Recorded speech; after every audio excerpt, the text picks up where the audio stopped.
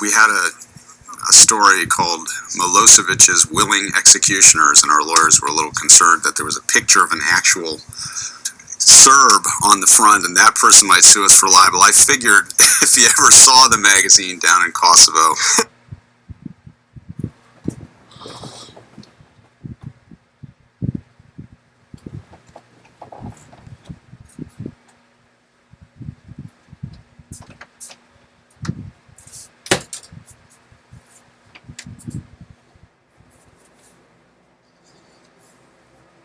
down in Kosovo.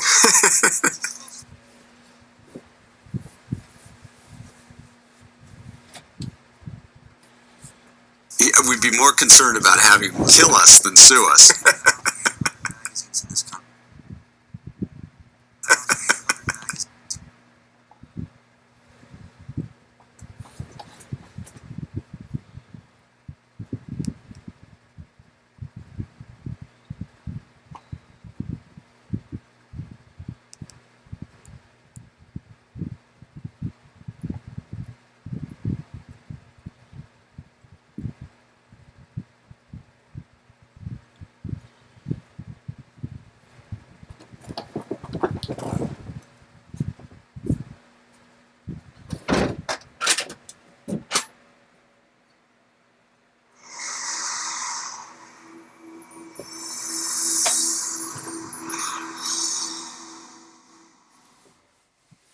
Hi, I'm Billy Ray.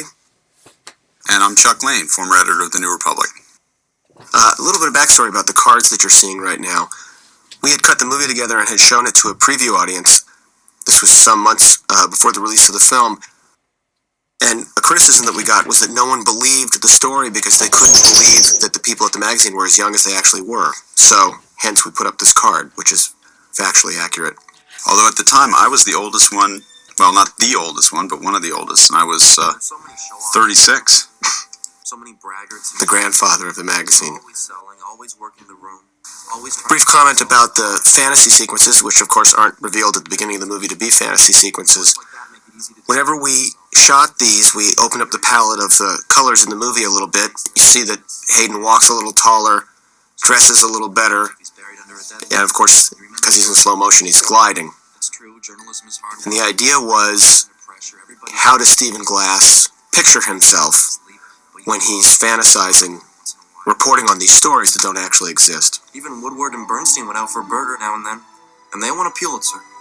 Now, Chuck, did he actually pitch the Monica Seles story in a meeting? Yeah, I don't have a very clear memory of it, but I do have a memory of it. And it was just like all the other Steve Glass pitches. It was funny, it was bright, it was clever. Did he actually have the details of the monocondoms? Yeah, I think so. You have to know who you're writing for.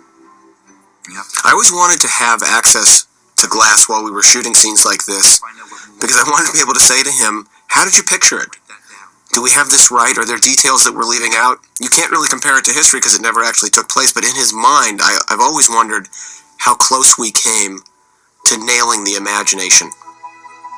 As a reader of that story, I think you came brilliantly close. When I first saw that scene, I thought, wow, that's how Steve would have liked this to be. Let's hope so. A note about all the high school stuff, all the classroom material, was all the result of an additional shoot. This was never scripted in the original script, and we had cut the movie together.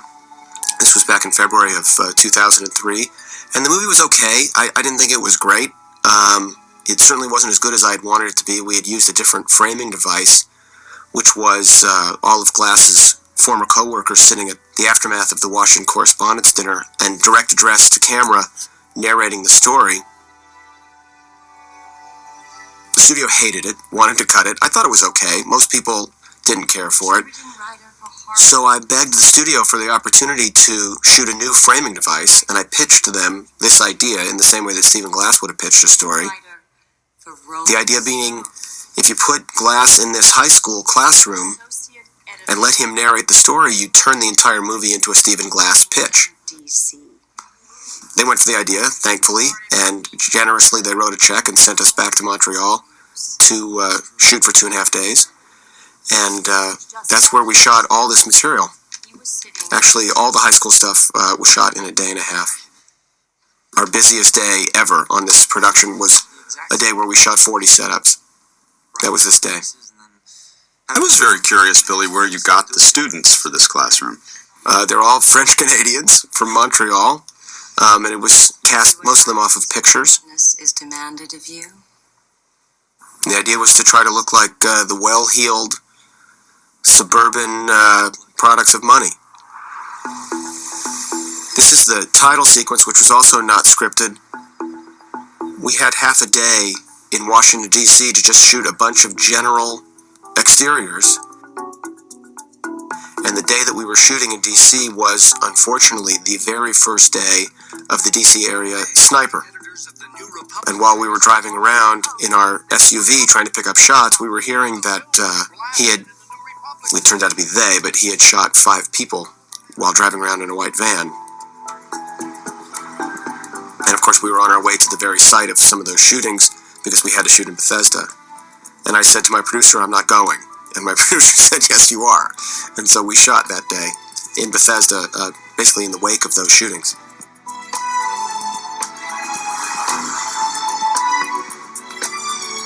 Might not be a bad time to talk about the music and the contribution of Michael Dana to the movie, which I think is extraordinary. We had tried to put scores from other films on this movie when we were putting together a temp score so that we could do an audience preview screening. And what we found was that there was no music from any other movie that fit on this movie because the movie's so spare and so objective that a regular movie score would overdrive it completely. And anything that felt too acoustic or too specific felt very wrong. And that was the challenge we presented to Michael when he wrote his score, and yet somehow he came up with this score that fits the movie perfectly, is entirely subtle, and just a huge bonus to the movie. When I saw those feet, Billy, I knew you guys had done your research because Steve walked around in his stocking feet all the time. As did a lot of other people. It was a very informal office. Gloria, that necklace is you. Thanks, doll. This receptionist is a composite of 2 receptionists that I had heard about working at that magazine. I didn't have the rights to either, so I put them together in this one character. Oh, and there's Chuck Lane. There I am. I get some copies, please. And there really was a lot of discussion about redesign going on at the time, and shortly after the whole glass thing happened, we did introduce pictures for the first time. Let me guess. He's on you again about a redesign. Yeah. What they're talking across is the intern pit, which I remember looking just like that, and it's where these underpaid slaves were working. How is it? It's good. You know, the first time I saw the set, or the one time I saw it in Montreal, Billy, I thought, this really has got the feel of the New Republic offices just right. I mean, it was a lot different in some ways, but as far as the atmosphere, it was just right. And you guys sprinkled all the right kind of books and magazines and materials around. Will you guys help me? That was one of those things that I wanted to make sure I did myself, and I went into every office and reordered the books. The credit goes to Francois Seguin, who was the production designer, and Pierre Perrault, who was his art director. They did a fantastic job. Oh, and sweetie, Caitlin just told me that she needs gifts for 2 showers next week. Do you think you might have some? Now, by the way, this notion that's underneath this scene that writers very informally rewrite one another and turn to each other for help, that felt very real to me based on the research that I had done. And it was. That was a big part of Steve's con, as it turned out, too, was that he would involve other people in the creation of his stories, you know? Yet another way to acquire some credibility. Right, here's Chuck Lane running a staff meeting. I know a little bit of Yes, and there really was a discussion about this Serbia cover. I don't remember if it happened this way. Probably was a little different, but we had a story called Milosevic's Willing Executioners, and our lawyers were a little concerned that there was a picture of an actual Serb on the front, and that person might sue us for libel. I figured if he ever saw the magazine down in Kosovo, we'd be more concerned about having him kill us than sue us. magazines in this country. but only one calls itself. All right, now we're back in the classroom. If you look over his shoulder, you see the thought for the day on the classroom board, which is experience is the toughest teacher because she gives the test first and the lesson after. Presidents. That's true shattered glass trivia. You would have had to have been in the room to know what was on that board, but I loved having it there. And a huge responsibility. This is a little bit of sleight of hand in terms of storytelling because we're jumping back in time, and it was never clear in the original cut of the movie that we had jumped back. Your name in print, right? So here we have Stephen Glass telling us specifically It sounds familiar. that we're going back in time. Okay. Let me take you through the life of your typical piece so you can see where some of the hurdles are. We'll use one I wrote last Now, week. what question I have for you, Billy, is there any problem in putting so much material in the mouth of someone who we know isn't truthful? Encourage you to do anything sneaky or dishonest. You know, I worried about that too. He's what we call an unreliable narrator. But it turns out that's part of the fun of the movie. That you're trying to decipher how much is real and how much is not real. It seemed like a pretty good turnout to me. And you go along for the ride with those kids. Conservative. This is another one of those Dead. pieces in which Damn straight. the article that Glass had written provided all the details for us in terms of production design and performance, costume, Every quote, every detail. all the details. All the way down to the Even the button on the jacket of the guy sitting next to Glass, which says "Save the Males." These were all taken from the Glass article itself. There's the button. This is a great reportorial detail in there where you show him flushing the toilet, taking his notes in the bathroom. Reporters really do that. They do sneak into the bathroom, scribble out notes real quick, and I thought that was very clever.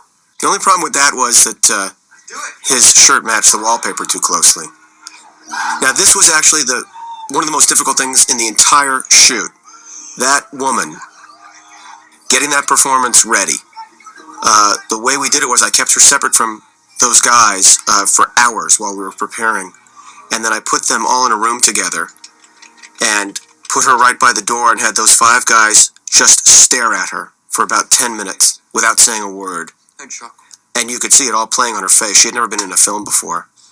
And then once it was right there behind her eyes, I backed out of the way and said action. And then she went running down the hall, and that was all very real. And I'll never forget, after she disappeared into that stairwell and we said cut, I went into the stairwell and just sort of held her for a few minutes, and she was trembling and hysterical. She was a fantastic actress, just absolutely fantastic. And she really gave it up for the part. Dinners. So here we are with Stephen Glass pitching Chuck Lane. We should probably talk about what it was like when, in an informal setting, Stephen would tell you about things he was writing. Yeah, you always believed him. And you believed him not because necessarily what he was saying sounded true or not true or whatever, but just because he was one of the crowd. He was your friend. He was entitled to the instinctual trust that you give the people around you. So is yours. This kind of conversation, this one here, never really happened because I was on leave from the magazine at Yale while that particular story is being prepared, but it could have happened and did happen in other circumstances. Let me explain. A year ago, Chuck... And you also wanted to help Steve. He came to you as a sort of a junior guy and would always, be seeking your wisdom. He made you want to help him and get involved in his pitches. I'd like to point out here the work of Mandy Walker, who was my DP. Mandy's extraordinary. Her work is fantastic. I fixed it. I had found her because she had shot a movie named Lantana, which I loved and admired. And Mandy actually taught me how to shoot a movie. I really, really liked it. Just unbelievably generous, as well as talented. And the way she frames things up, just the composition of the frame itself. Nothing's ever too dead center. Everything's off just a little bit. My voicemail, please. Very good. Oh, and by the Just way... beautiful work. Great work. And she also kept me in one piece during the entire shoot. We literally drove to the set together and drove home from the set together every day. And I would fold into the car and say, oh, God, did I screw this up? Oh, God, did I blow this? Oh, my God, I'm a disaster. And she would sort of keep me together enough to get some sleep and get the next day's work done. She's just an amazingly encouraging, supportive friend. I just want people to know that the real New Republic phone system did not require the receptionist to run around the office Sure, sorry. and tell people that they had phone calls, but it works in the movie. Of 18th and T.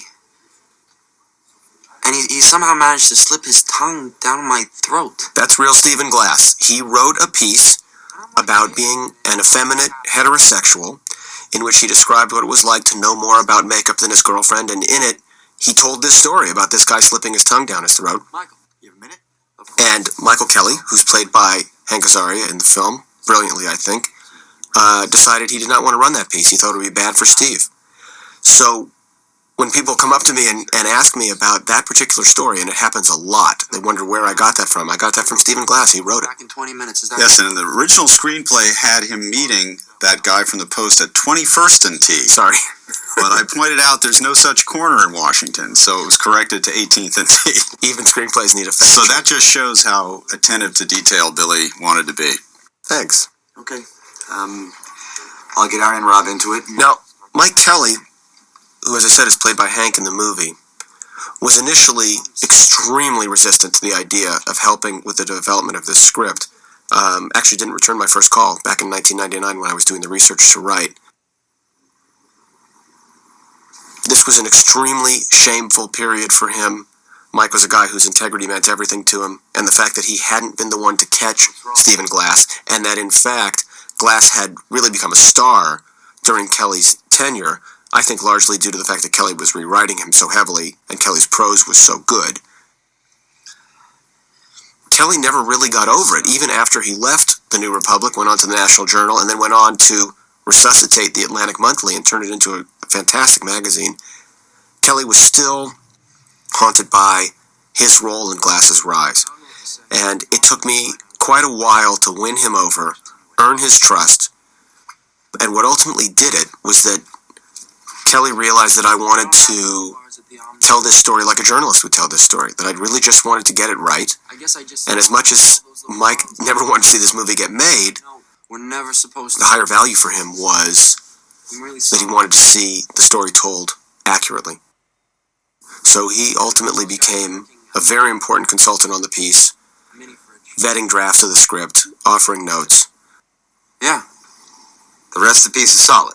Well, yeah. and of course scenes like this I couldn't have gotten from Stephen Glass because I never met Stephen Glass. The only way to get them was to get them from Kelly. If I didn't have Kelly's cooperation, this scene wouldn't exist in the film. Do you want my notes? Have a good night. This, according to Kelly, was basically word for word what happened in that exchange. What are the photographs behind him there, Billy? Thanks for backing. The photographs are from his trip to Iraq when he was writing Martyrs' Day, which was the book he wrote about it, the first Iraq War.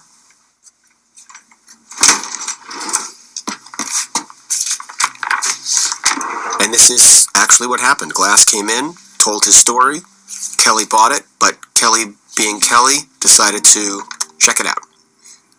By the way, special mention about Hank Azaria. I begged him to take this part. Literally. Hi, front desk, please. And it was always my thinking that he's had to carry the comic load in so many movies that he's done, because his voice is so extraordinary and his accents are just remarkable. Here was a chance for him to play something really straight. And what's been so gratifying about people's response to him in the movie is that they've seen a different Hank, and they've seen this gear that they didn't know he had. I didn't invite Vernon Jordan that evening because This story that Glass tells about Vernon Jordan is taken from the article that he wrote for George Magazine about Vernon Jordan. And you're gonna put that in After that article was published, Vernon Jordan objected to it but never sued. dignified. And then after Glass was discovered to be a con, JFK Jr. actually wrote a personal letter of apology to Jordan for having run the article. Thank you, Stephen. This party scene is really well done, because this really captures... I never went to a party at Steve's house, but I went to parties like it with the New Republic staff, and this is just what they were like. Can I ask, And those covers back there were Steve's cover stories, most of them. what is this? That Taxi story was his first big hit. Right. And that happened when there was no editor of the New Republic. That was between the time Andrew Sullivan left and the time Mike Kelly came on. And interestingly, when we went back over all these stories, the Taxi one was one we could never quite disprove. But since then, just recently because of the movie, Steve has, in a public forum in Washington, admitted that there was fabricated stuff in there, too, which I always suspected. Associate editor, George. When'd you start talking? There's business in this scene, by the way, about the alphabetized beer and the Diet Coke set aside for one person. That's all true, taken from a source. You know, if they stoop any lower, pretty soon you won't be able to tell. This shot makes me insane because the focus is not on the person who's speaking at the top of the shot. Exactly. Hey, thank you, Steve. Things like that keep me awake at night. Here, we run out of focus again. That kills me. Enter Chloe. There were several thrilling moments in the making of this movie, but I don't think there were any that were more thrilling than the day that my producer said to me, Chloe Sevigny read the script and wants to talk to you. She's so good, so talented, and just so interesting. What you needed in that character was an actress who projected so much intelligence so quickly that literally the first time you saw her on screen, you knew she was the smartest person at the magazine. I told you, it's my And parents. Chloe projects that. She's just fantastic. About it. If I don't go, they won't let me be a journalist anymore. Not you. You're 24 years old. To this day, Billy, I don't know why Steve had to go to law school. You know, he did make it seem like his parents were pushing him into it, Isn't that good enough? but given that he's such a liar, I never know whether there's any truth to that or not. It's still a mystery to me why he seemed to need to go. I actually take it at face value. This one exchange, I just had it from several sources that this was how he defended the choice to go. There were actually people at the magazine who would draw out charts of his day to demonstrate to him how insane it was to go to law school. Didn't matter, he was determined to go. Station on the radio was talking about it. Mike Tyson biting a Here's a question that came up for me These are supposed to be several times, which is, here's an actual Stephen Glass pitch in which he talks about the Evander Holyfield story and how he had posed as this psychologist, the behavioral psychologist. My question is, Hannah Rosen, who was a star writer at the magazine, told me that they never actually saw Stephen Glass on the phone talking to sources, and it never connected to anything. They never put it together. on people who. Did you ever see Stephen Glass working a story, or did they just appear out of thin air? No, I actually sent him on a trip to cover the Baldwin brothers when they were doing their campaign finance reform bus tour through the East Coast, and he went. And they saw him, and their press person saw him. He did do some real work, which is additionally the mystery of Steve Glass. He was capable of doing the real work, but was constantly weaving it in with the fabrication until ultimately the fabrication took over and became all that he was doing. But no, Billy, he did do real work. Now, whether Hannah remembers seeing it or not is another thing, but he did. You tell me what it's like here to do a pitch after Stephen's done a pitch. I hate watching this scene, Billy, because it makes my skin crawl to see how uncomfortable I was doing that. But it was tough to come in with something serious. You know, that Haiti piece, by the way, was assigned to me basically at Mike's behest because he thought it was a good story. Going down to Port-au-Prince for a few days. And I enjoyed doing it. I got to go to Haiti for 2 weeks. The reporting was fascinating and everything, but no one cared compared to the monocondom or whatever madness Steve was cooking up. Now, you were not here for the comma circling. This is a running debate that I actually have with Marty Peretz, although I'm now told it's pronounced Peretz. We just did a Q&A with Marty at the DC premiere, which the New Republic sponsored, and to this day, Marty insists that I made too big a deal out of the comma circling, but he couldn't really bust me for it because he knew that I had it sourced by about 6 people who were there, the people in that actual room, that Marty had made them circle the commas. And that indeed, Mike Kelly heard about it and went bananas. Mike took it as a badge of honor to fight with his boss. In fact, this scene, in which you hear him yelling at the boss over the phone, was actually a letter that Kelly wrote to Marty. Not another one of your world-famous tantrums. That's not too filmic, so we made it a phone call. What you're trying to capture here is the feeling these people had about Mike Kelly as their defender so that you can set up the mountain that Chuck Lane is about to fall off in replacing this guy. Great music cue by Michael Dana. The great comma debate is history, so we can all go back to work.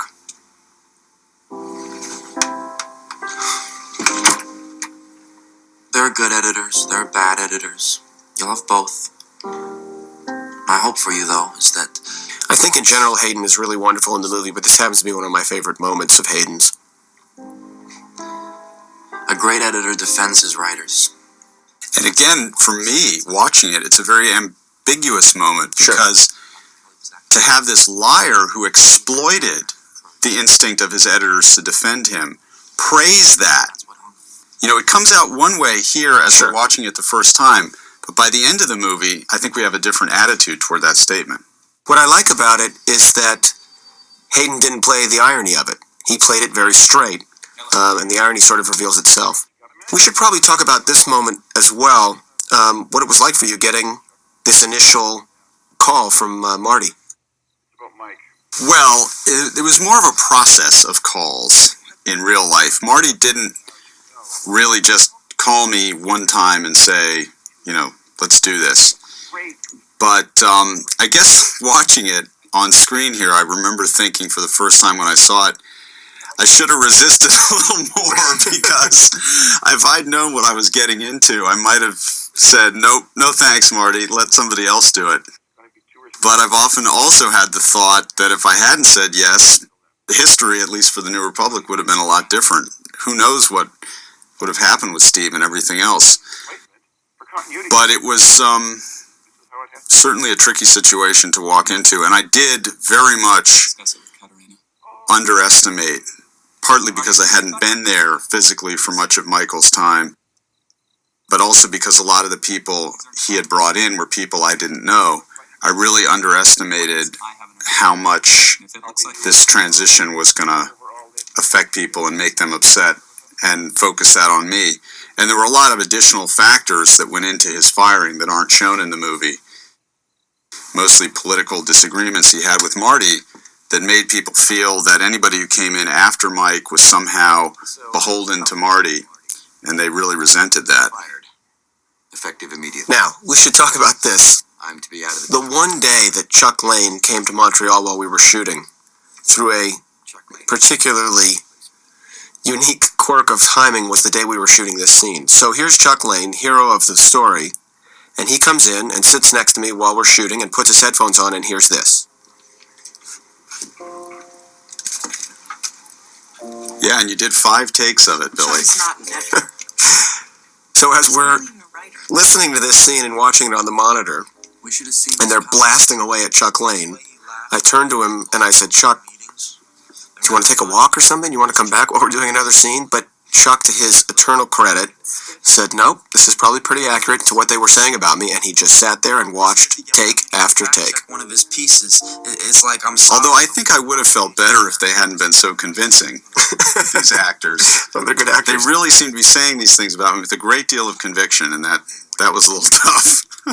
What you're trying to do is establish, Let me get out of here. just dramatically, what a mess the Chuck Lane character is about to walk into. What a mountain he's going to have to climb. People have asked me about why I never did the turnaround of this, to see Mike's point of view, see the people staring at him. The truth is, we shot it. I didn't love the shot, and I just loved staying on Hank. He's so good in this moment. And this is what he actually said that day at the door.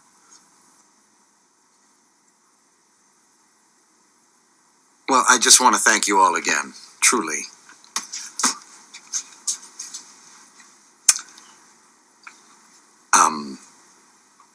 I've loved every second of this. No, there was not an actual moment where Chuck Lane and Mike Daly passed each other in the doorway with boxes. This is one piece of dramatic license the movie takes. Good luck, Mike. You too, Chuck. In a movie filled with great Peter Sarsgaard moments, that's one of my top 5. He's just fantastic. Actually, throughout the movie, but in particular this scene, just outstanding. And great work by Mandy Walker again. You know, as chilly a reception as is shown in this movie, I think it was even chillier in reality. It was very hard, and I almost thought about backing out, you know, at that point. But something told me I had to just stick with it. I remember Chuck actually telling me while I was doing my research that in that moment he wanted to say to everyone, what was I supposed to do? Turn down the job? It's the job I've wanted my entire career. But he just sort of bit his tongue and did his job. What I did say, actually, was I told people you have a right to be angry. I didn't try to pretend they didn't, and that may have helped a little bit. At this is a good place to talk about Jeff Ford, who's my editor. Because this is a beautifully cut sequence that wasn't scripted at all. Like most of this movie, it was put together in post, because Jeff is just such a good storyteller. He actually taught me how to put a story together, and it's all over the movie. This is very real. Steve was the only one or the first one who would come in and even talk to me after this transition. And I was so grateful to him. You know, I loved Steve for doing that. And in truth, it was a much longer conversation where he tried to give me, you know, the update on how everyone's feeling and what's going on. And I was immensely grateful to him. And I think it was all, now I realize it was all just a, you know, part of his plan. But he bought a lot of political capital with me by doing that. Absolutely. And these are all, of course, real articles, real bylines. The truth is, I wrote 14 pieces while Chuck was editing the magazine. And the last of them was the biggest story I ever wrote. Is anyone interested in hackers? And here's Hack Heaven, which is the story that wound up hanging Stephen Glass. We could talk about titles for a second, because the titles of the Stephen Glass pieces are always so loaded with irony. You know, Monica Sells. Who came up with those titles? Some of them were mine. Oops, sorry. Monica Sells was mine. Hack Heaven was mine. Monica Sells was an attempted play on Monica Seles, right? Got it. I love that title. What about Praised Be Greenspan? I don't know who came up with that one. Spring Breakdown? Conference was taking place. The Spring Breakdown was Mike Kelly's time, so probably him. We used to just brainstorm these headlines, Agent. No. looking for the cutest turn of phrase, which was kind of a New Republic tradition. Restl's just laying out all of his demands. I want a Miata. I want a trip. This is another Jeff Ford special, the cutting of this. While we were shooting it on the day, The Playboy. And throwing he pulled me aside and said, have Hayden Word. excuse me, sir. list all the things that We can arrange more. Ian Restle was asking for, even though we had already shot the scene in which Ian Restle had asked for them, because Jeff had this idea about intercutting Ian and Glass laying off items of the same list.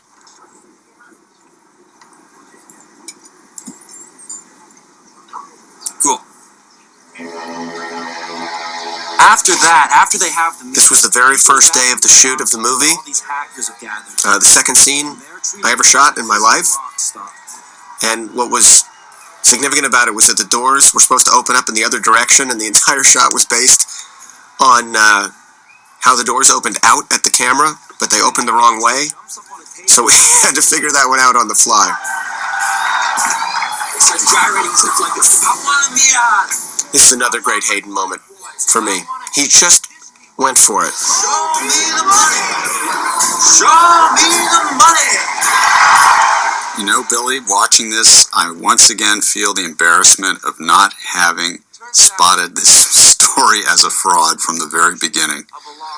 Because it's, in hindsight, so outrageous, but I hope people understand that this guy was our friend. He was our colleague. He was our trusted co-worker, and you just don't assume that somebody like that would do something so outrageous, but he did. And this is typical Stephen Glass. He gets everybody revved and then apologizes. Really silly, I know.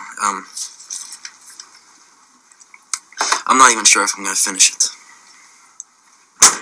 Special mention should be made of this music cue, which I completely butchered. Michael Dana wrote a fantastic cue that I thought was a little too bouncy, and so we took elements out of the front end of it. And then I saw the movie up at the Telluride Film Festival and realized that I had damaged the cue, and by then it was too late. Michael, if you're listening, I apologize. This is the introduction of the Steve Zahn character, Adam Pennenberg, who's also a real-life person, as is Kambiz Farwar, who's played by Kaz Anvar. I think it's a terribly significant moment in the movie. There's a narrative engine that engages at this point. There's some humor that gets injected to the movie and some energy, which it needs very badly. This office looks so different from the New Republic office, just in every way, with every audience I've ever seen the film with. I don't know. The movie just gets a jump start, right here. This is the part of the music cue that I left alone. It's very successful.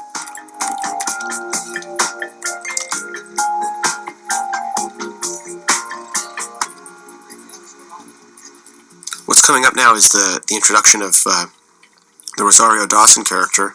That was originally written for a man, but I was just dying to have Rosario in the movie. She's so good, so smart, and of course beautiful. Okay.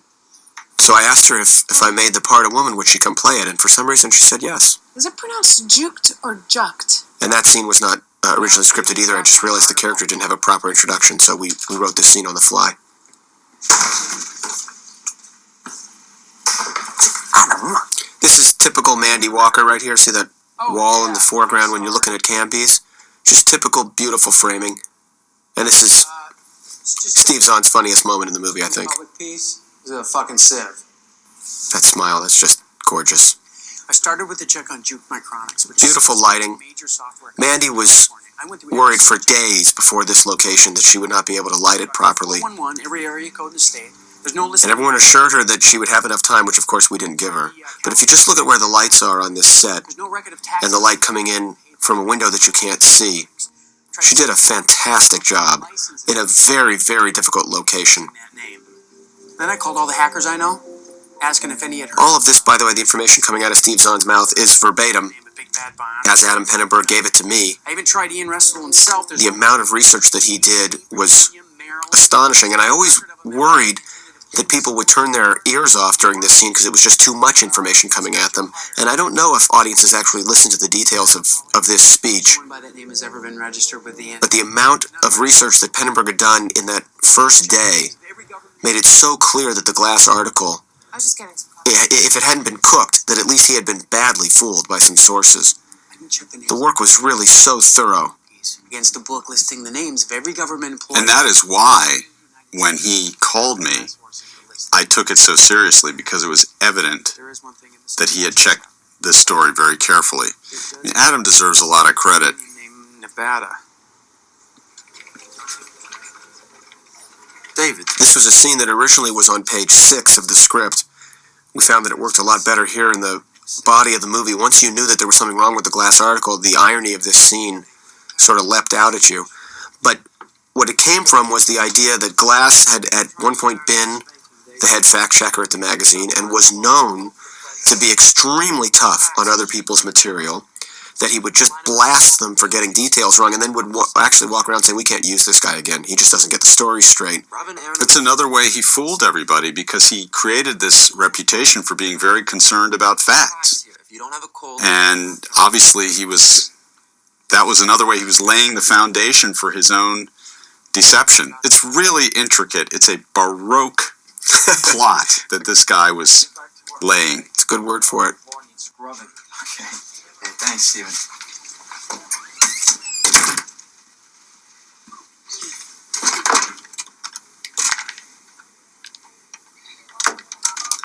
I loved that look that he gives as he's picking up the phone, because that's the point where you see the other sort of mean and smug side of Steve. Just But a that's little up bit. to interpretation. Some people don't read it that way at all. Everybody looks at Stephen Glass through his own particular prism. I actually read it that way as well, but many people don't. There are many people who see the movie who at this point are still with him. They still like him. Look, I think it's good that This is a scene that's unique in the movie, stretch. and by that I mean it's the only scene in the movie that doesn't really add to the narrative drive of the story. If you cut this scene out of the movie, the story would still make perfect sense. It never occurred to me to cut it because this is the only pure texture scene in the movie where you're really talking about the naked ambition of people who worked around Stephen Glass. I also think, aside from Chloe being so good in the scene, Melanie Linsky, who plays Amy, is just extraordinary in the scene. This was the scene that anyone who wanted the part of Amy had to audition. And Melanie was extraordinary in the auditions and was great on the set. She's a wonderful actress who's used to playing in very big, broad comedies, and all of a sudden had this opportunity to do this very subtle, simple, uncomplicated work. Color, they want nuance, humor. I liked this scene, Billy, because it illustrated the impact Steve's success had on others. That it drove people to the point where they wanted to be like Steve, and it made them feel less as journalists that they weren't able to do what ostensibly he was doing. And it's another indicator of the damage to his friends that he was doing. Now, do you remember this initial moment where you first asked him for his notes? Yeah, it went a little different than it is in the here. But they're at home. I got the call from Pennenberg, and then I had to call Steve. He was at home, and bring him into the office. The phone numbers. And I think I was already feeling pretty accusatory, but playing it much cooler, Okay, I'm like trying it to keep cool is about there. this, but you know the Uniform Computer Security Act and the glass piece? Supposed to be under debate in 21 state legislatures? I just checked all 50. No such act. Beautiful. And Julie Farthworth from the Computer Security Center? This is another one of those music cue moments. Michael Dana had this idea that there should be these tribal hunting drums in the score, which made no sense to me the first time that I heard it because I felt the movie was so urban. But this was one cue where you sort of hear them thumping in the back. He had this idea that these journalists at Forbes were hunting as if for raw meat because they were so ambitious and so eager to blow up another reporter. And he was right. It worked beautifully. This is more great Mandy Walker lighting and framing. Her sense of composition is really just outstanding. Would you share your byline with me?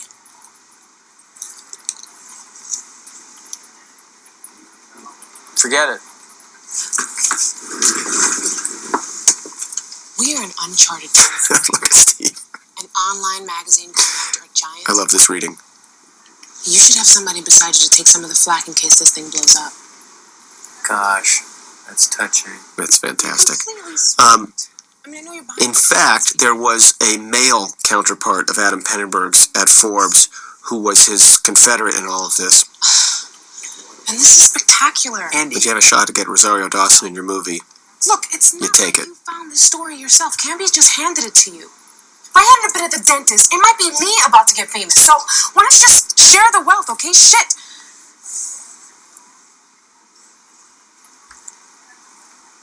That came out a lot uglier than I meant it. Sorry. This I actually got from my research talking to you, Chuck. That Glass always had his backpack on when he came in with his notes. Mm-hmm.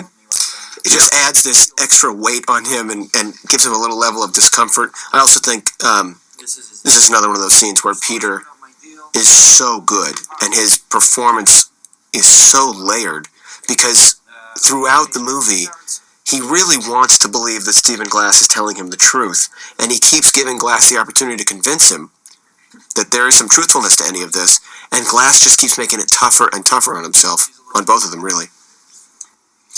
That's his email address. A nice touch in this scene is that little white These are all my notes. magic marker board that I'm writing on, because that's where we kept track of all the stories, and I was constantly fiddling with that thing. Deep, heavy breathing. And I remember feeling a little better when Steve did produce the phone number for Juke Micronics, which I think is what's going on right here. I can't figure out why this. But also a little confused, because I couldn't see how he had done it. And these emails from the Big Bad Bionic Boy were, as I note there, very suspicious. I mean, what kind of parents take their kid in the middle of the school year of May on a vacation? So that got my suspicion going. I'll give you some privacy.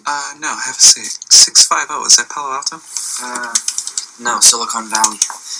I love that business with him sitting on the couch but leaving his backpack on. That was Steve. That's Steve. He looks like he's about 12.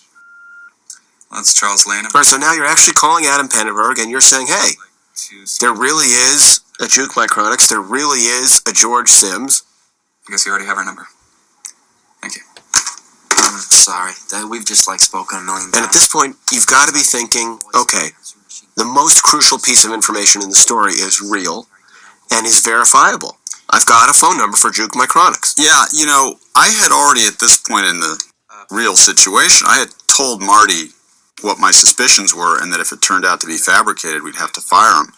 But my idea was, you can't just fire somebody because you think he probably did this. This is such a serious charge. I wanted to make certain beyond a reasonable doubt. That was my standard.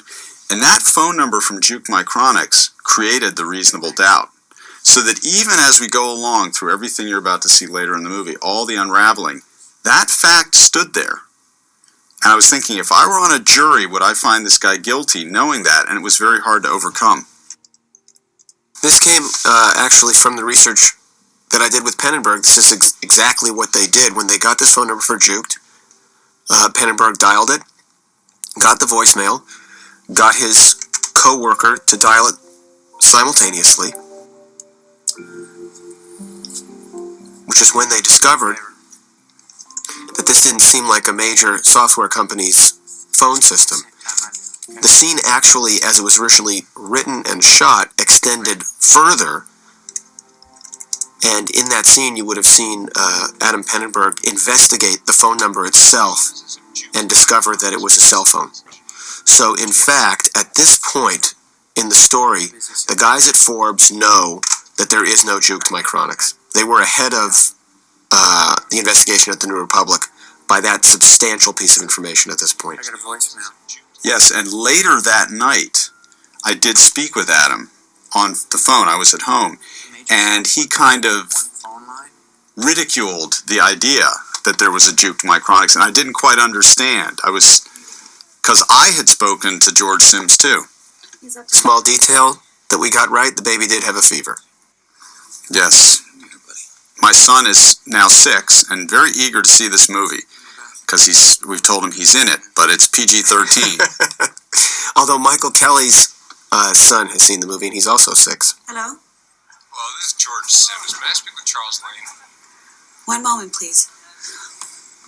So here's the really critical piece of information that comes in, which is that George Sims calls Chuck Lane. And this is obviously not a made-up person. This is a real voice on the other end of the line. So what are you thinking as this call comes in?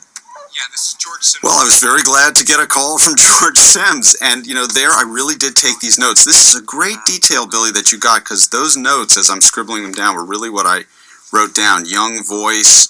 I wanted to record anything I could about this, and it was a very puzzling. See, it says young voice. Well, I got that from you. I didn't make it up. It was a very puzzling conversation, and Peter conveys it very well. And at the end of this conversation, my wife and I start doing some looking of our own. Hey, David. Checking into the way you could make up a voicemail or create a phony telephone number. And it was my wife really who discovered in the Yellow Pages these services that create fake voicemails, so that we knew then that all these other phone numbers he'd been giving me for people in his story, he probably concocted himself. Just buried. You're buried. Right. So here's Stephen Glass already trying to cover his tracks a bit, and as we now know, he stayed at the office that entire night creating the fake website for Juked Micronics. Now tell me about the timing of this phone call. It didn't actually come at 11:15 that night, right? No, it came earlier. In fact, pretty much right after George Sims had called. But I did get another late night phone call from Steve, which the language of which is depicted later in the film, where he talks about how unfairly I was treating him and all the rest. And it was just important to kind of keep my cool with him and say things like, look, Steve, I do want to help you. I do want to back you up, but I just need more proof. He was, feeling me out, probing my defenses, trying to provoke me, trying to come up with any emotional outbursts on my part that he could then turn against me. Sure. The Forbes guys want to talk to us again. It's a conference. I like these scenes with me and my wife, It's very tender. Yeah. Coming up here, Night shot. after Peter Sarsgaard says weird, which was an ad-lib, which we kept in because I thought it was really well done. It's weird. This right here is my favorite shot in the movie. It's actually the only shot in the movie in which it seems like there was a director who actually had some clue how to capture things visually and was actually thinking about depth of field and lighting and those sort of things. It's such an interior movie, and it's so about performance as opposed to the image, but I love that shot. Mandy did a great job. And this also is real. Chuck Lane shows up, sees the alarm system's been turned off, which means somebody's there, and it was too early for anyone to be there. It was about 7:30, and I had come in that early because I couldn't sleep the whole night before. In fact, the most unrealistic thing in this movie is it depicts me as sleeping that night. And I put on my workout clothes, and I walked all the way downtown, which is like, 4 miles or something. and then went to my health club, worked out, took a shower, and came in about 7:30 and saw this. So what are you thinking when you see this? I think this is a phony website. But do you think What he is going created on? it, or do you think he's fooled? I think he created it. Why he created it is not immediately clear. But he also is giving me this phony business card at This the is same fantastic. time. Joe Hyatt. And Which this looked so homemade that it actually had the pencil dot. little pencil dot in the corner. The We corner. now know that he had tried to go to Kinko's in the middle of the night to get business cards made, but they wouldn't do it for him because it wasn't enough time, so he had to concoct them himself. First understanding how a piece gets edited at a place like TNR. All of this classroom stuff, by the way, was shot with a different DP because Mandy wasn't available to come back from Australia and shoot it. It was the middle of February. She was working on something else, and so Faden Papa Michael, who's a fantastic DP, came in and shot all the stuff in the classroom for us, did a wonderful job. Just looks great. Then calls in the writer who makes revisions. Then the piece goes to a second editor, and the writer revises it again. Then it goes to a fact check where every fact in the piece... By the way, this process that Hayden is describing is the exact process of the fact check at the New Republic. Once again. Then it goes to lawyers who apply their The only thing I would point out, Billy, is that people should understand that you don't get the exact same level of scrutiny at each level as it's going up. The heaviest scrutiny, obviously, is at the bottom the first time around, and then it's a little bit more, pro forma as it goes along, which is normal. Right. You're refining something down to its best form. looking for red flags, anything that feels uncorroborated. Once they're satisfied... That's me writing, by the way. This was not one of those movies that had fact checkers, they hand model budget, so I did the actual pen work in these inserts. Most of you will start out as interns somewhere. Now, he's talking about the fact-checking, and I guess it's important to point out to people, just generally, fact-checking is not a scientific guarantee. It's not a perfectly fine instrument, no matter where it is. And at the New Republic, it was a pretty low-budget, small-staff operation of fact-checking. I mean, there were three, at any one time, the most number of people, I think, were 3 fact-checkers. And they had a lot of material to do each week in only a couple of days. 7-day week, but 3 days of which were actually devoted to production. And so Steve really was dealing with overworked and underpaid folks that he was exploiting. It's also important to remember that it's not fraud checking. It's fact checking, but it has an assumption at the bottom of it, which is that the reporter's telling the truth. And here we have a character who, as I'm noticing here, isn't telling the truth. Because I do remember that business card and how phony it looked, right down to the little pencil mark that was left in the corner where he tried to, draw a square that he could cut out. A few other people we can't seem to locate. Julie Farthwork, Frank... Now, this conference call, which I'll let Chuck take you through, all the numbers you gave us... actually appears in the movie from transcripts because each side of this call was recording it, Emailed them about 1 million times. and Buzz Bissinger, who had written the article on which this movie is based, No. had the transcripts of the calls. This is actually several separate calls that we've condensed into one, and then Buzz made those transcripts available to me. Do you have a phone number? So what you're seeing is actually verbatim. What was your basis for writing that Juke was a big-time And software company? it is remarkable. It's so well reconstructed that when I saw the screenplay, I said to Billy, well, I don't think it happened exactly like that, but he was able to show me the transcript and prove me wrong. That's how well researched it is. And this is just the kind of conversation it was. Sorry about that. Did the facts come through? Peter's capturing my poker face very well. I tried to keep one the whole time, even as I was Want to read it back to me? hearing more and more suspicious stuff coming out of Steve. N.H. And even it was becoming increasingly clear to me that Steve was just not telling the truth, that he'd fabricated this story. No, it was an N. Forbes, on the other hand, seemed to be pursuing this angle that it had been a case of Steve's being duped by some people. Of course. Maybe the difference was I could actually see Steve while this is going on. I could see his demeanor and I could see his body language, and they couldn't. And I think that accounts for a big difference in how we were assessing this thing as it was going through. So I don't really know that much about them. I would trust you guys to know better than me. One note for film buffs out there, which is that there's a change in the actual photography of the movie from this point of the story on. Up to this point, whenever we've been in the New Republic offices, the camera was always handheld. It had a certain jittery cinema verite feel to it. And the thinking behind that was that the first half of the movie is about Stephen Glass and the second half of the movie is about Chuck Lane, and it was at the conference call that change took place. So, from the conference call on, the camera was always on sticks when we were in the New Republic offices, the suggestion being that truth as an idea was beginning to take hold there, and that order was beginning to be restored. Yeah, sure. Alright, 605, 84. Oh, wait. Sorry? 605, that's not Nevada. Now, what's coming up is one of my favorite moments of Peter's in the movie. Peter's so good. This entire scene is about his realization that Stephen Glass is lying to him. Got him mixed up with another source. And so, what we decided to do was just put the camera on him and push in very slowly. And this is my open love letter to Francis Ford Coppola and The Godfather. If you'll remember the shot right before Michael Corleone decides that he's going to shoot Sollozzo in that restaurant, and you hear the screeching of the L tracks behind him.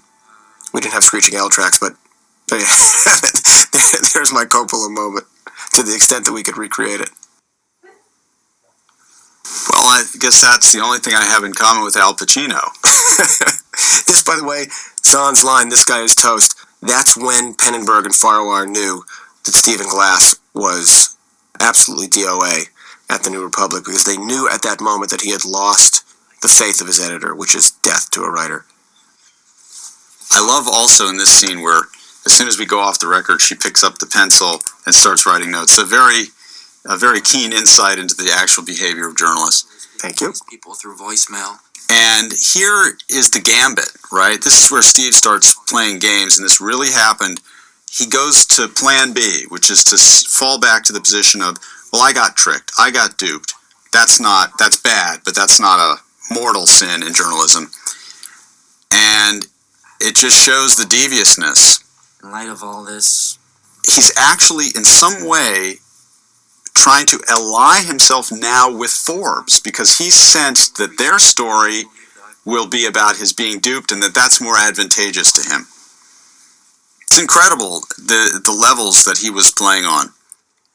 And so we hang up after he's basically let... And this is one of those cases where Chuck didn't know this was actually happening and didn't find out about it till later, that Stephen was back-channeling like crazy, working everybody to his side against Chuck.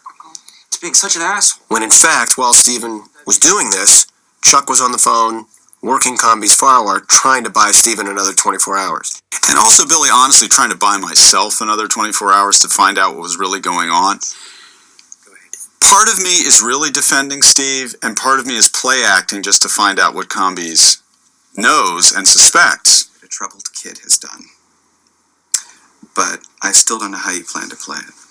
Chuck, we're not in the business of gotcha journalism here. This is also taken from transcripts. Yeah, this is verbatim. This is the way the conversation really went. I wish that I could take credit for a line. Can we have a talk just editor to editor here, and really almost human being to human being?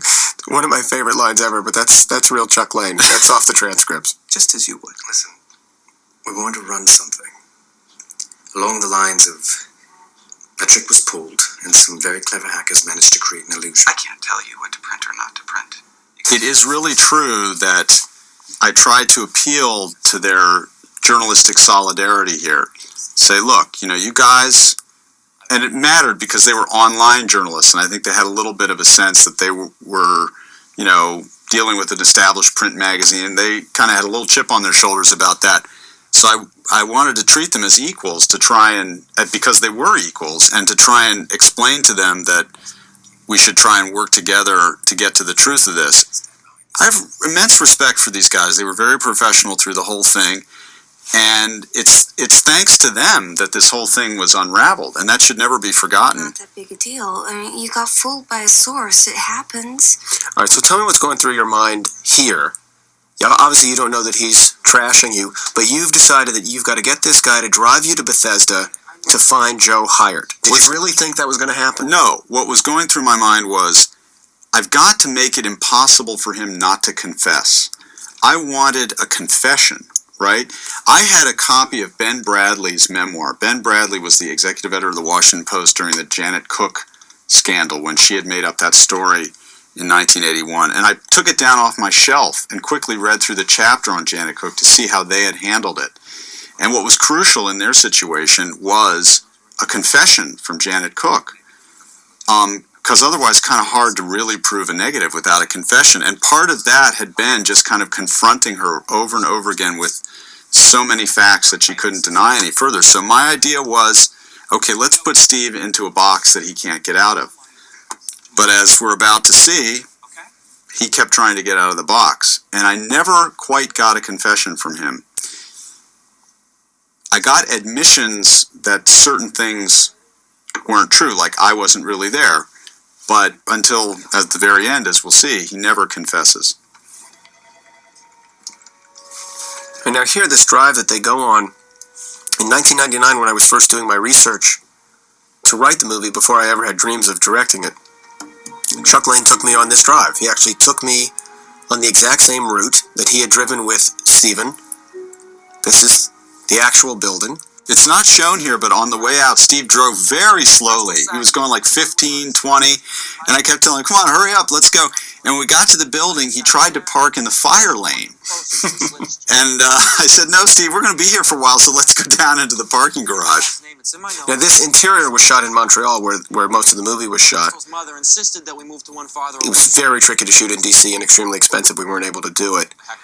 But what we were trying to do was recreate the same type of architecture and feel of the actual buildings where Steven had taken Chuck. This was the first scene I ever shot in my career, and what you're seeing here is the reshoot of that scene because those first day's dailies were a mess, and I begged the studio to let me add a 29th day to a 28-day shoot, which they very graciously did. So this is the second version of that scene. Actually, when we got there in the building, there was more than one person in the building I talked to. There was a building engineer and a security person, and we looked around. He had said that Joe Hyatt had a law firm, was a lawyer, so we looked at the offices of any of the law firms in the building. It was a really elaborate process.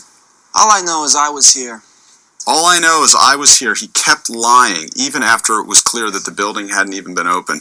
And I must tell you, seeing him say that to my face, for a second, I thought, maybe I'm wrong. He had that power, he had that ability to look you in the eye and say, the sky is green. And you would think, okay, maybe the sky is green. So I had to keep going. That little eye flit right there is a Sarsgaard special. He does it as well as anybody I've ever seen, where he keeps his head perfectly still and just transfers where he's looking. And it's so effective. Peter's really a marvelous actor. He does so much with his eyes. The subtlety of his performance, it's just striking every time I see the movie. Thank you. Okay, so now here comes the lie upon the most recent lie. Huh?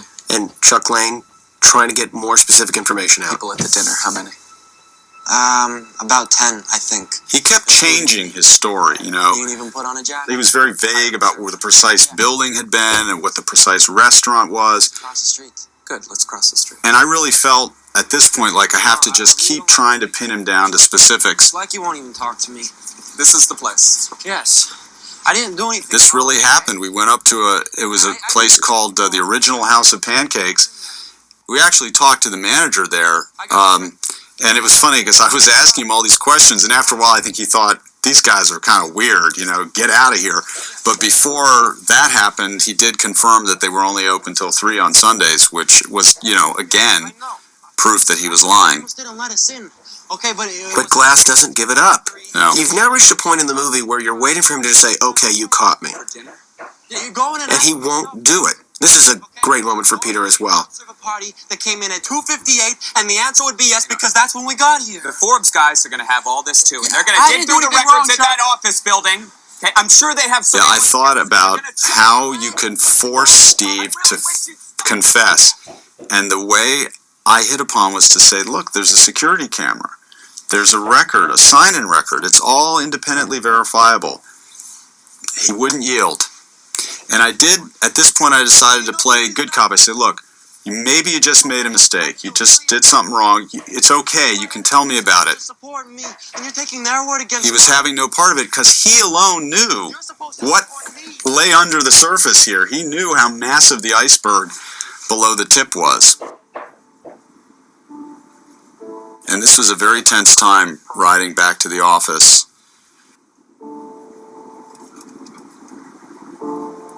Great music cue, too. Very subtle.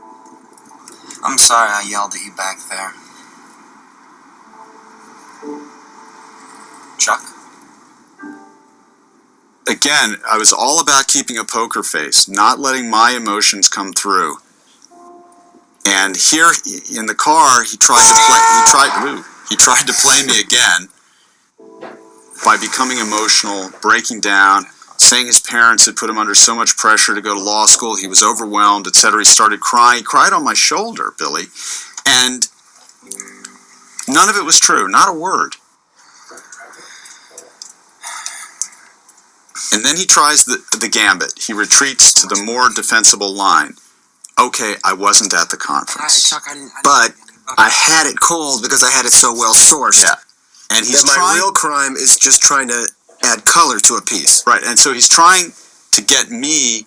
No. Well, he offers the favor. I'll say I made it all up if that helps you. And I saw right through that. I wasn't going to let him do that because then he could come back later and say, well, Chuck, he coerced me. He pressured me into confessing. And everything we just told the Forbes guys. I'm so sorry, Chuck. I just panicked.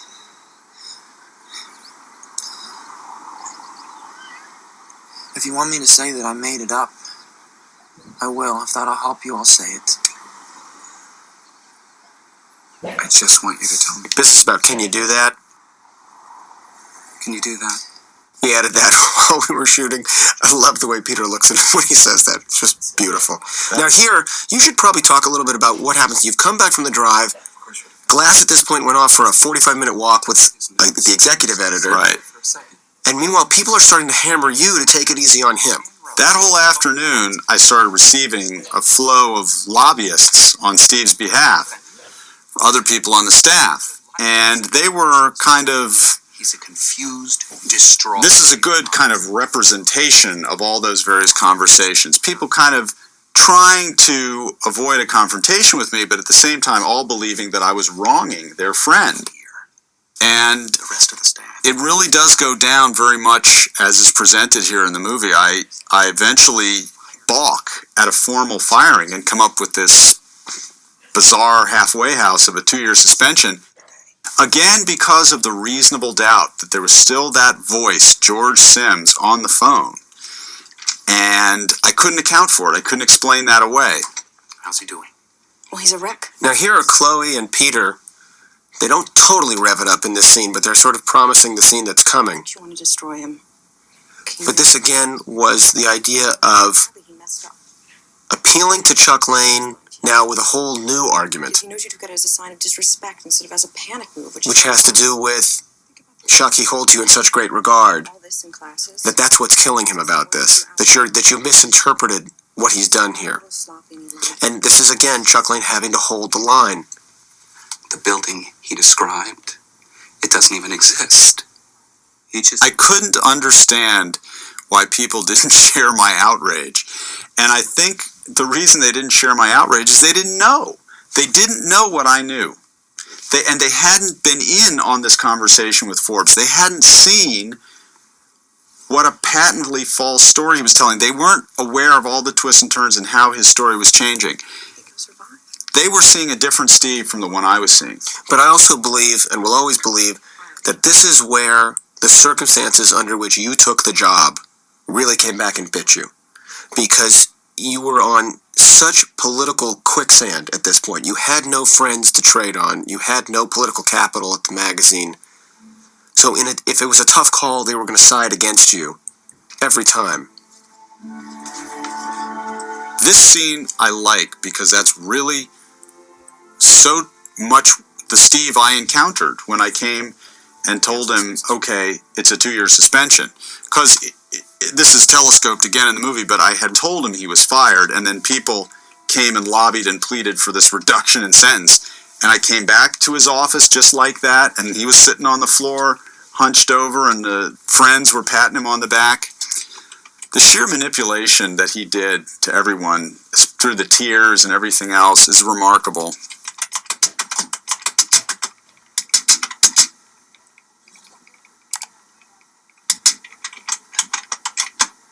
Now, the scene that follows, where Glass goes to the office that Michael Kelly had moved into, working at the National Journal, the scene is real. The location had to be changed. In fact, Glass and his girlfriend went to Kelly's house. Kelly, I think, was cooking salmon, although it might have been trout. And they sat with him in his kitchen, and Glass went to work and did exactly what he's doing in this scene. What are you doing here? This was just one of those cases where we didn't have the money or the time, didn't have an extra day in the schedule to leave a location that we were already in and go find a house for Michael Kelly. So with Kelly's permission, we set the scene in this lobby. I'm actually very glad we did because I think visually it just looks different than anything else we've seen in the movie. I love the way this lobby looks. I love the echo of it. Mandy just shot it beautifully. None of this is perfect. This was Hank's first day on the movie. Chuck keeps a We shot this scene at about 4 in the morning. He came off the plane, rehearsed, locked in, ready to shoot. He's just such a pro. I also thought it was the first day, it was day 5 of the shoot, it was the first day that Hayden really felt grooved into the character, really felt comfortable. At least it seemed that way to me in terms of his performance. I love what he does in this scene. What you did were fireable offenses. I know. I'm not saying that they weren't. The scene actually was a late addition to the script. Terrible.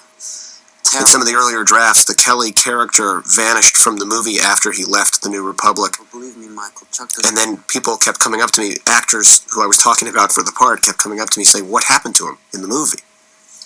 And we had this scene in our pocket because it was something that had actually taken place, so we put it in, and I'm very glad we did. It's really critical. Steve, I have to ask you something.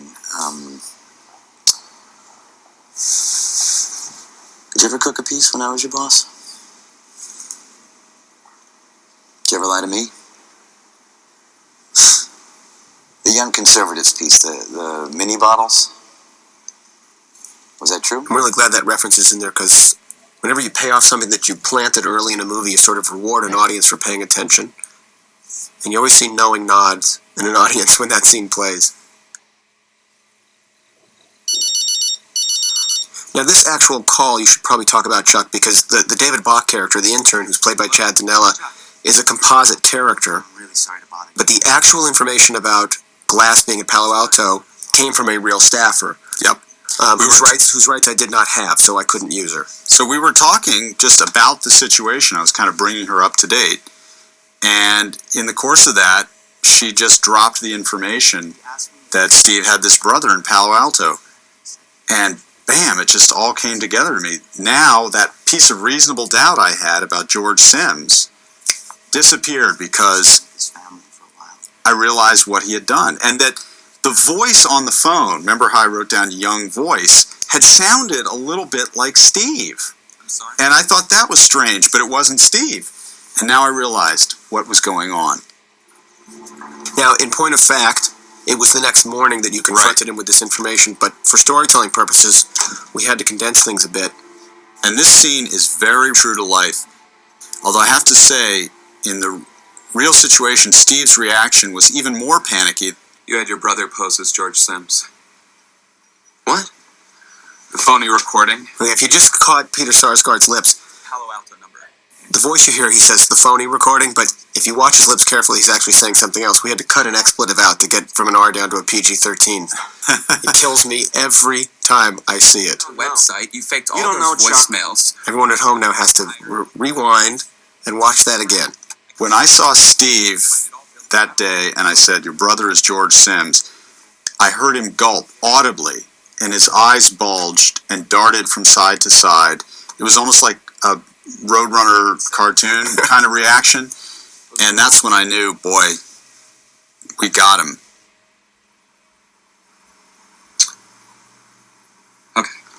Now here, again, I just love what Peter does I want you out of here. because he has tried so hard I want you out of here. to give Stephen Glass the chance to prove himself. And every time, Glass has done nothing but dig the hole a little bit deeper. And now he's really got to get him out of there. He's got to stand up to him. This all happened. At that point, I wasn't going to let Steve take his Rolodex. I wasn't going to let him touch his computer, because I had no idea now what we were dealing with. As far as I knew, he had been running like a stock fraud out of our office. I had gone from one side of the looking glass to the other, and at this point, I'm thinking this guy is capable of anything. So we have to treat this like almost like a criminal investigation, and he can't touch any of the evidence, you know? You got to just get him out of the office. But still, he's not confessing. But I'm gonna need to have your security key. And actually looking wounded. I think Hayden is fantastic in that moment. Because he's got this sort of self-righteous Okay? victim quality to what he's doing. I'm not a criminal. Oh, I heard you. The details are wonderful here. That's a leather jacket, just like I had. And Steve had that blue blazer. Now, on this walk, it was a scene we shot and didn't include. Chuck says to Steve, if your brother is involved in this, it's a very bad business and a very serious matter for him, too. Do you understand that? And it made the Chuck character sound a little schoolmarmish in that moment, and we felt we didn't need it. Chuck. But that's what I really said. But that is what he really said. So now, at this point in the story, you think, that's it. He's leaving, we're not going to be seeing him anymore. And certainly that's what the Chuck Lane character's thinking. I know. But you have to go.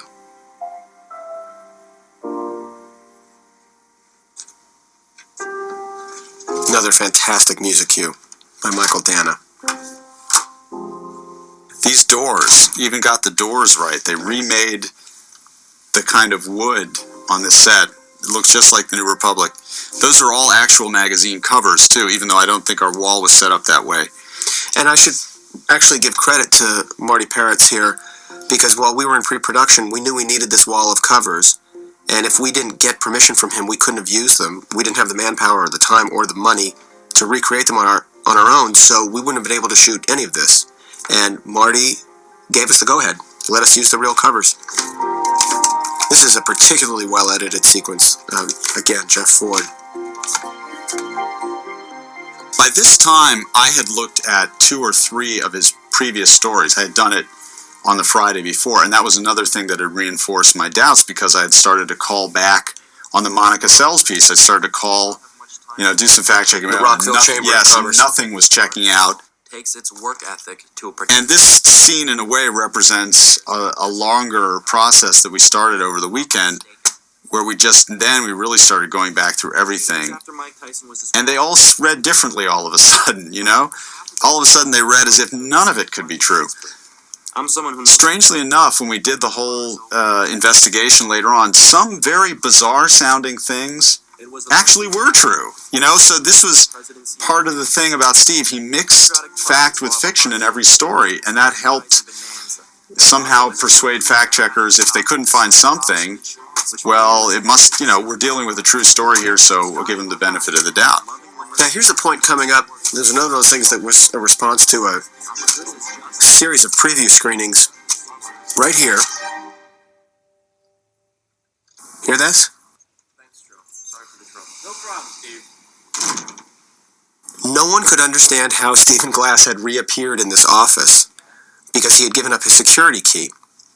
And I kept saying, well, the door was unlocked, but no one believed it. So we added this off-camera dialogue with my editor, Jeff Ford, playing the security guard saying, no problem, Steve, having let Stephen in, and the question went away. No one ever asked me again how he got back in there. Now, in real life, we have a doorbell at the New Republic, and he rang the bell, and I went out and opened the door. My God, it was Steve Glass. I thought, oh no, what now?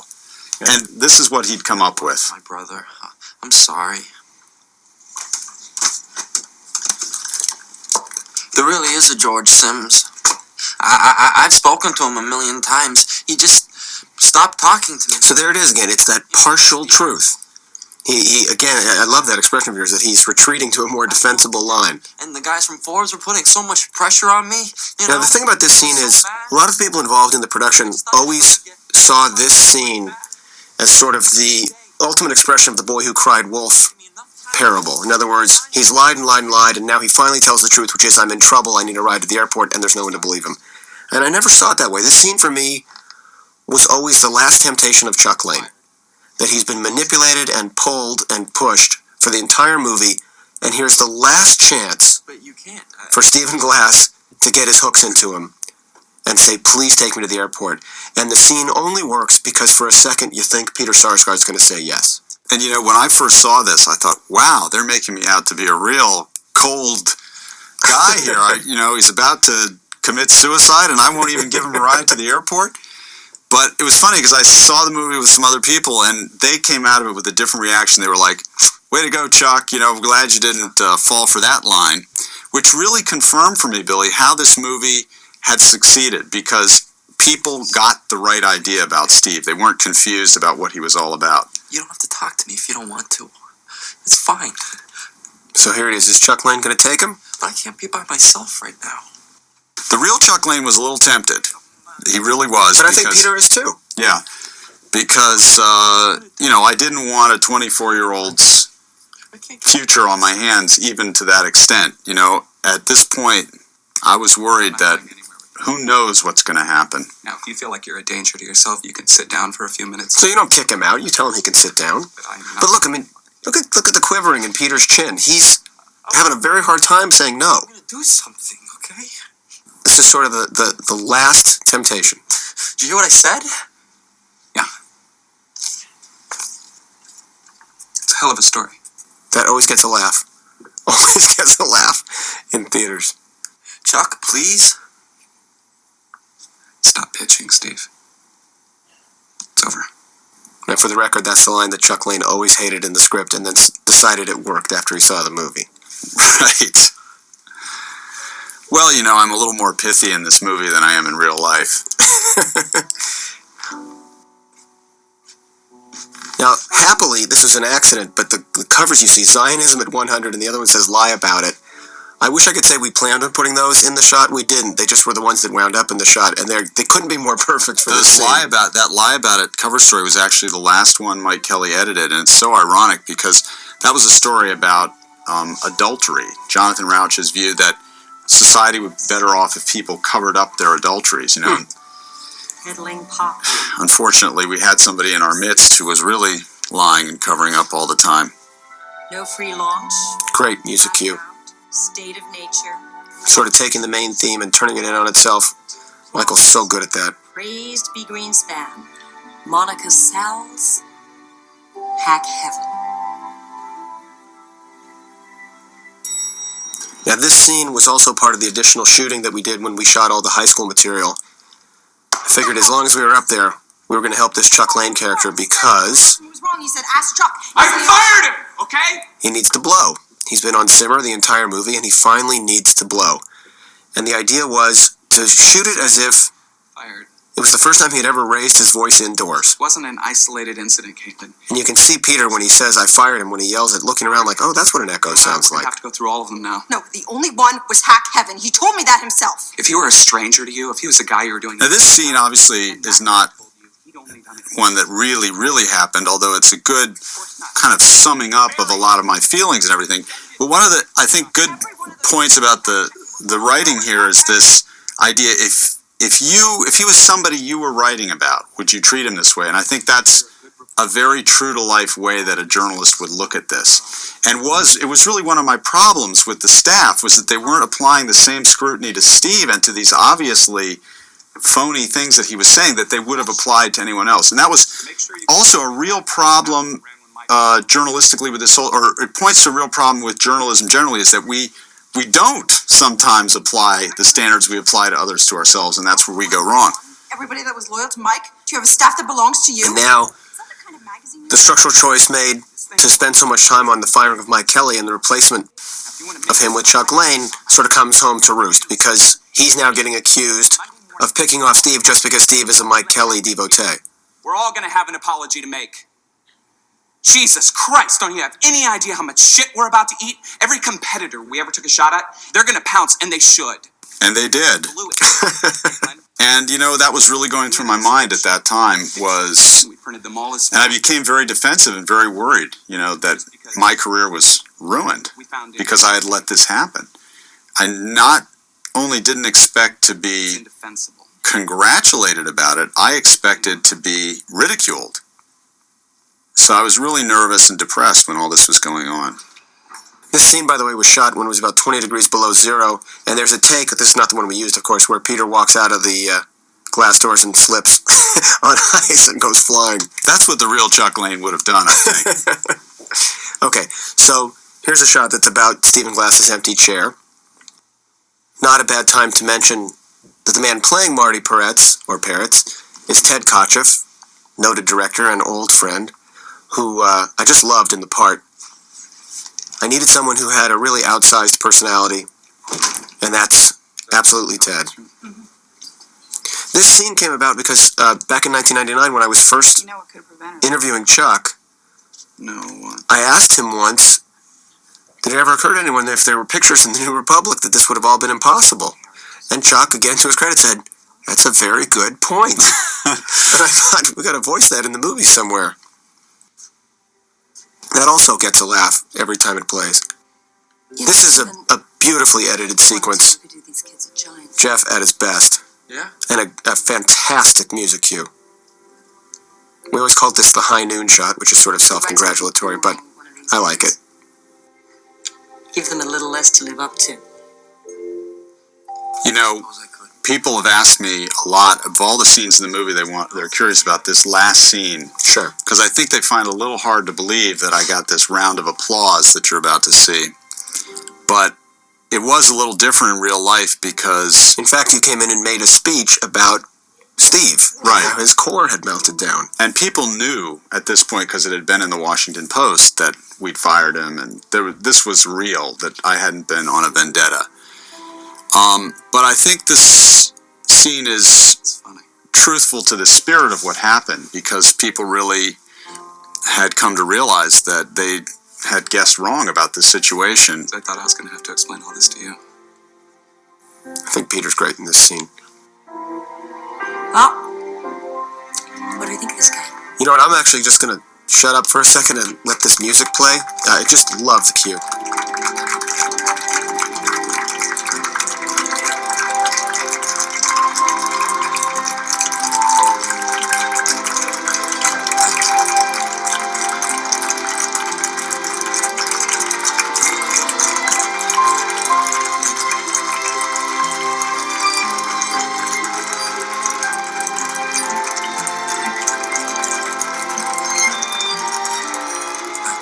Now what's coming up is, for me, the most crucial edit in the entire movie.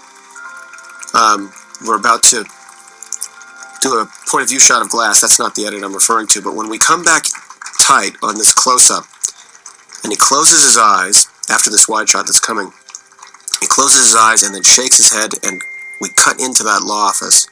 That edit, of course, wasn't scripted. The sequence was entirely different in the script.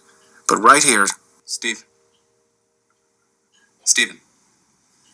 That makes the whole end of the movie work, right there. Connecting those two scenes, and we just found it by accident one day. Now, as this really happened, this face-to-face meeting did not occur. What happened was the lawyers of each side, as it were, the New Republic's lawyers and Steve's lawyer, I want you to confirm. communicated the same way, this, reading the list that we had checked, and actually more than just the list, but actual specific things that we couldn't find. If you raise an objection to a particular... One of the things that people should realize about this 27 out of 41 stories being faked, those are the 27 we got Steve to admit to in this indirect way. This isn't even a direct confession. I'm not saying those other 14 are true. In fact, I bet lots of the stuff in those other 14 is fake too, but since we couldn't prove the negative in those 14 cases, we didn't put them to Steve for this kind of indirect confession, as we're saying here. And so it's not like we're vouching for those 14 that they're true. They're probably not either, but we just couldn't prove it one way or the other. That staff investigation's not shown here, but it was very elaborate. We broke up into teams of 3 and went through. Each group of 3 had a bunch of stories to do, and then when they were done, they traded, and a different group would go over the same stuff, so that we were combing this as thoroughly as we possibly could. Don't you dare. This significantly for me is Hayden's best moment in the movie, where Spring Break. you could say it's very simple and yet there's so much going on there. He's a very talented young man. State of nature. And it says something about him that he would want to play this character. This also wasn't the scripted ending of the movie. The scripted ending of the movie is a scene that we shot and then later cut. You have to know who you're writing for. And you have to But know what there was a certain I record circuitry to ending the movie this way. what moves them, what scares them. All of a sudden you read what he's saying in a very different way. You actually even read the emergence of those American flags in a different way. Those kind of And as I viewed it, Billy, I thought the way this cuts off, and then you just go to this, shows that the movie no longer believes Steve's pitch, in a Right. way. That's right. You know, we cut him off in mid-pitch. We've decided that we don't believe this guy.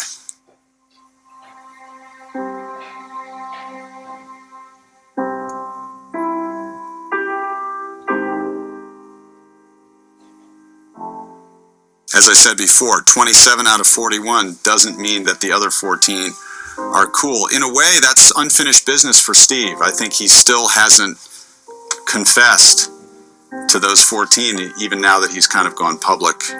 This, of course, is the greatest sadness for me of the entire movie.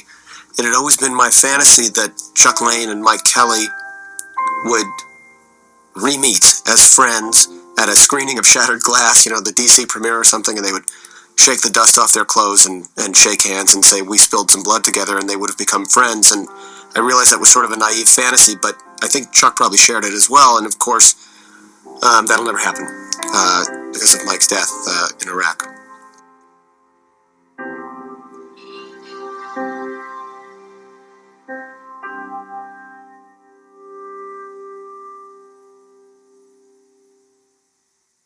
A couple of things that I'd like to say, just personally, as the credits roll. Anytime that a first-time director makes a movie, everybody involved with that movie is rolling the dice in a very big way, that he may or may not have any idea what it is that he's doing. And they place their faith in that director. And so many people did that with me, and I would just like to single a few of them out, because I can't mention all 300 that were involved. My producers, I needed every one of them. Craig Baumgarten, who initially hired me to write the piece and stayed with me and supported me as a director. Tom Cruise, Paula Wagner, Gay Hirsch, all of whom supported me throughout. Never questioned the idea that I might be able to direct this movie, even though I was questioning it on a daily basis. Adam Merrims, who was my line producer and was really in the trenches with me, although I hate those overused war analogies. This guy was with me every single step of the way. My first AD, his name is Richard Fox. He ran that set. Unbelievably generous with me and the sort of person who would educate me on a daily basis and never make me feel stupid.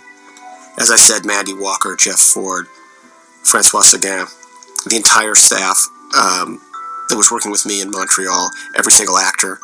When I think about Hayden Christensen and Peter Sarsgaard and Steve Zahn and Rosario Dawson and Hank Azaria and everybody on that movie, Chloe, Melanie, the way that they put their talent in my hands, I've never ceased to be moved by it. Everybody who was involved with this movie thought that they were making something that was going to be of value. They loved what it was about. For me, it was always a bit of an open tip of the cap to Woodward and Bernstein and the work that they had done when I was a kid. I was always raised to believe that what they had done was heroic. I still think it is. And yet they handed off the mantle of journalism to a generation that still has to prove itself. And, of course, Stephen Glass is an example of part of that generation, but not the entire thing. People ask me all the time, what message do I want people to take away from this movie? And it's not that simple.